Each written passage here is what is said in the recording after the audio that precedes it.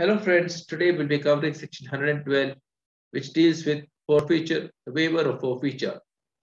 As usual, my presentation is section wise so that it becomes convenient for you to read section. Before we commence with this provision, let us recollect section 111. 111 deals with various grounds which the landlord has got different remedies available on what grounds he can evict a tenant. One such ground is 111 clause D, where the tenant does not pay the rent. And what happens if the right is waived? That is covered in section 112. As usual, section 112 is quoted for your benefit. Things to remember in 112 is where the rent has become due, and one more thing is distress of rent, and other part is other cause, any other cause. These three things are grounds available where the lessor forfeits his rights. Now let us understand this by way of an example explanation part. To make the section much more smaller, for you to understand, comprehend this section, clause G of 111, forfeiture of lease. See, lessor has a right, and this right will get forfeited. In what circumstances? Lessor receives the rent. That is, the lessor has a right to receive the rent. And if the rent is paid to the lessor, the right which the lessor had will get forfeited.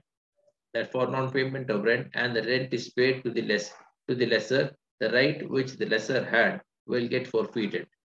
And in case the tenant is unable to pay the rent, but he has some other object which can be utilized for getting back the rent amount. In such cases, lessor can dispose of the rent, dispose of the article, and receive the rent amount. That is in distress. Will be treated as waiver. In such cases, this will be treated as waiver. So in such cases, the lease will continue. But if a suit is filed, for rejectment, on the ground of forfeiture. That is in case the landlord has filed a suit for ejectment for non-payment of rent. And in the court, the tenant comes and pays you the rent. If the amount is accepted by the landlord, that is the lessor, even if the amount is accepted by the landlord, it will not amount to forfeiture of the right of non-payment of rent. Even though the suit is filed for non-payment of rent, just because the amount has been paid in the court will not amount to forfeiture of the waiver of right. This is what is covered in section 112 of the Transfer Property Act. Let us go to the next section. Waiver of notice to quit. As usual, section 113 is for your reading purpose. I will not elaborate on this section. Let me go to the explanation part. See, when the landlord has got a right to collect the rent, he has to issue a notice. And after issuing notice, obviously he gives a reasonable time to pay the rent. And after issuing notice, the landlord says that if you don't pay the rent at such and such time, the relationship between landlord and tenancy will come to an end. Before the expiry of the notice, before the expiry of the time, the tenant comes and pays the rent to the landlord. That is, the lessee comes and pays the landlord the rent. The notice, the purpose for which the notice was issued is served, and the right of the tenancy, right of the landlord comes to an end. Or it may be a case where the landlord has already issued a notice is expired, and he issues a fresh notice The earlier notice which he had issued has expired, by which the tenancy, the earlier right for future of tenancy, that also expires. The relationship of landlord and tenants continues. The relationship, the tenancy continues. This is what is covered in section 113. Let us go to the other section, 114. Relief against forfeiture for non-payment of rent. See here, where the lease is of immovable property, there the landlord has filed a suit in the court for forfeiture for non-payment of rent, interest, and other purposes.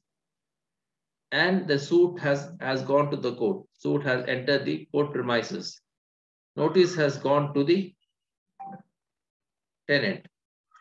And in such cases, within a reasonable period, if the lessee is able to pay the landlord the lease of the rent amount, the expenses incurred, the interest, arrears of interest, all the incidental charges, litigation cost to the lessor. In such cases, the court will disclose and court will pass a decree saying that the relationship of landlord and tenant exists as it was earlier. In other words, the tenancy will continue. This is what is conveyed in section 114. Let us go to the next episode for you to understand better. Suit for forfeiture. That is, in case a notice is issued, landlord does not pay the rent, and the suit is filed. Consequently, the lessor files a suit for payment of rent. On hearing both the parties, lessee pays the rent. Lessee pays the arrears of rent, expense, interest, expenses within 15 days. The lessee may continue as if forfeiture has not occurred, as if there is no forfeiture at all, and the relationship between the landlord and tenant continues. That is, as it was before, it continues. This is what is conveyed in section 114. So far 114A is concerned, relief against forfeiture in certain other cases. See, earlier 114 deals with a case where a case is instituted. There may be a case where the person may enter in premises, even though there is forfeiture, the landlord may enter into the premises. If it is a case where the suit is filed between A and B, A is the landlord, A is the lessor, and B is the lessee. If B pays the rent amount, arrears, interest, then the tenancy relationship between them will continue. But in case, it may be a case where he has breached the obligation, breached the agreement. Suppose he has relet the premises, or he has entered into some other agreement, or he has parted his possession of the property. In such cases, this provision will not be applicable as we read in 114. This is what is conveyed in section 114A. Let us understand the virtue of the next slide. Forfeiture, express condition of breach. Now there is an express condition and there is a breach of what? An agreement between the landlord and tenant, lessor and lessee. Notice is mandatory. You have to issue a notice expressing the condition on which the breach has taken place. Then a suit is filed for what? For evicting the person who is in possession of the premises. Specifying the breach. The notice will specify the breach. Lessee is capable of removing the breach. Suppose the lessee who is in possession of the premises, if he is able to rectify the breach, then notice will be the notice will be treated as is capable of rectifying the defect within reasonable time, and the status will be as it was before. But in exception cases, if the property is disposed of or assigned to somebody, underletting, parting with, or giving in partnership, it may be a case where the court will intervene and say the condition which is prevailing 114 will not be applicable. So this exception will come in the way and this will not be applicable. This is what is conveyed in section 114A.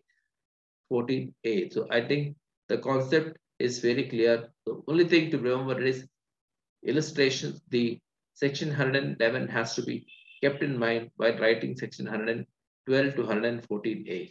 Thank you. Have a nice day.